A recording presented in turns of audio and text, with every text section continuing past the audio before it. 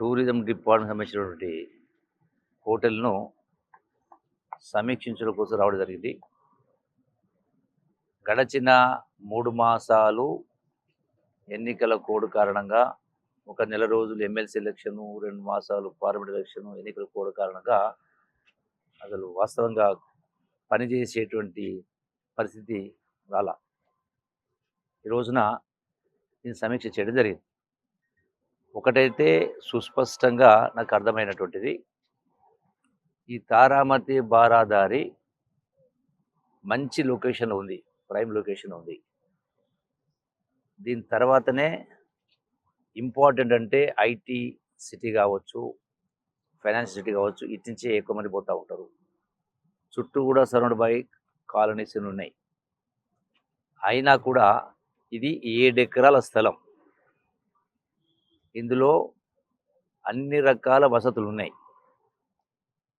గొప్ప రెస్టారెంట్ కావచ్చు, banquet halls కావచ్చు, అట్లాగే యాంఫీ థియేటర్ కావచ్చు, ఇట్లా రకరకాల వసతులు ఉన్నాయి. కాన్ఫరెన్స్ హాల్స్ ఎన్నో ఉన్నాయి. అయినా కూడా ఏ స్థాయిలో ఈ టూరిజం కార్పొరేషన్కు ఈ హోటల్ ద్వారా ఆదాయం రావాలనో ఆ స్థాయిలో రావటం లేదనేది స్పష్టంగా కనపడతా ఉంది. దీనికి రకరకాల కారణాలు. సరి అయినటువంటి నిర్ణయాలు తీసుకోని కారణంగా, స్పష్టంగా ఇది కరెక్ట్గా నడిపిస్తే ఇప్పుడు వస్తున్న దానికి 5 అంతుల ఆదాయం వచ్చేటువంటి పరిస్థితి ఉంది. నిర్ణయాలు తీసుకోని కారణంగా, ఫెసిలిటీస్ అంటే పట్టించుకోని కారణంగా ఈ స్థాయిలో ఉంది. నాకు తెలిసి అంటే ఇక నుంచి ఎలక్షన్ కోడ్ అయిపోయింది కాబట్టి ప్రతి నిత్యం కూడా ఇటు టూరిజం శాఖకు సంబంధించి, అటు ఎక్సైజ్ డిపార్ట్మెంట్ సంబంధించి అన్నిటిని కూడా వెళ్ళి పరిశీలన చేసి, చూసి తగు నిర్ణయాలు తీసుకొని సరి అయిన స్థాయిలో పూర్తి పారదర్శకంగా పనిచేసే పద్ధతి తీసుకొచ్చి 100% ప్రైవేటు కార్పొరేట్స్ తోటి పోటీ పడే విధంగా ఒక గొప్ప వాతావరణాన్ని ఏర్పాటు చేసి దీని యొక్క వాల్యూను పెంచేటువంటి ఏర్పాటు చేసి ఇక నుంచి టూరిజం డిపార్ట్మెంట్ హోటల్స్ అంటే ఏదో కరెక్ట్గా లేవు అనేటువంటి ఆలోచనతోటి డిమాండ్ అనేది తక్కువ ఉంది వాస్తవంగా. ఇక నుంచి తక్షణమే నిర్ణయాలు తీసుకొని 100% ప్రైవేటు వాటితో పోటీ పడే పద్ధతిలో ఆ స్థాయిలో ఆదాయం వచ్చే విధంగా కార్పొరేషన్కు, డిపార్ట్మెంట్కు, గవర్నమెంట్కు ఆదాయం వచ్చే విధంగా పనిచేసే కార్యక్రమం చేస్తాం. ఇందులో కఠిన నిర్ణయాలు తీసుకోవాల్సి వస్తుంది. తప్పనిసరిగా కఠిన నిర్ణయాలు తీసుకొని వీటిని వచ్చేటువంటి, ప్రత్యేకంగా ఈరోజు ఇక్కడికి విజిట్ చేసిన కాబట్టి సుమారుగా 2 గంటల సేపు దీనిపైన సమీక్ష చేయడం జరిగింది. వచ్చేటువంటి 3 నుంచి 6 మాసాల లోపల దీని పూర్తిగా రూపురేఖలే మార్చేటువంటి ఏర్పాటు చేసి పెద్ద ఎత్తున ప్రభుత్వానికి ఆదాయం సమకూరే విధంగా ఏర్పాటు చేసే కార్యక్రమం చేస్తాం.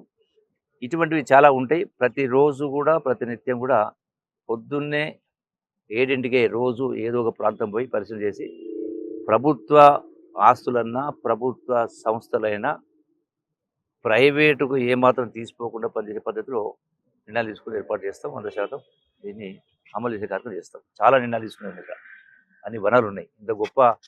ఇంత గొప్ప 7 ఎకరాల స్థలం అంటే వందల కోట్ల రూపాయల విలువైన స్థలం. ఆదాయం చూస్తే ఇప్పుడు నేను బుక్స్ చూసిన దాపరికం ఏం లేదు.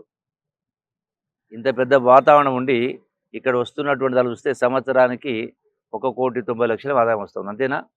సుమారుగా 2 కోట్ల రూపాయలనే ఆదాయం వస్తుంది.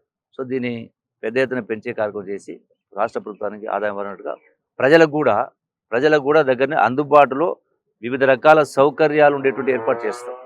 ప్రజలు కూడా ఆహ్లాదకరమైనటువంటి వాతావరణం నుంచి వాళ్లకు వివిధ రకాల సదుపాయాలు కల్పించే కార్యక్రమం చేసి అన్నిటికంటే ఈ టూరిజం డిపార్ట్మెంట్‌కు సంబంధించినటువంటివి బాగున్నాయి. ఈ బారాదారి వీటన్నిటికంటే బాగుందనే పద్ధతిలో ఆ నిర్ణయాలు తీసుకొని ఆ యొక్క వాతావరణం కల్పిస్తాం. Thank you. Thank you very అనుకున్నంత మచ్. రాబడి రావడం లేదు కదా! దాంట్లో వైఫల్యం ఎవరిది సార్? వైఫల్యం అనేది వివిధ స్థాయిల్లో నిర్ణయాలు తీసుకొని కారణంగా, వివిధ స్థాయిల్లో నిర్ణయాలు తీసుకొని కారణంగా ఏదో నడుస్తుందిలే, నడవని పద్ధతిలో పోయిన కారణంగానే ఈ పరిస్థితి ఉంది. సార్ వివిధ స్థాయిల్లో. Thank you. గతంలో ఇప్పుడు మీకు చెప్పాను కదా! తారామతి ప్రేమ గోల్కొండ ఫెస్టివల్ అని, తారామతి ఫెస్టివల్ అని నిర్వహించేవాళ్ళు. ఆ టైంలో అనుపమ్ ఖేర్, హేమమాలిని అట్లాంటి హేమీలొచ్చి ప్రదర్శన చేసేవాళ్ళు. దాని ద్వారా దీని ఖ్యాతి పెరగడంతో పాటు ఆదాయం కూడా వచ్చేది.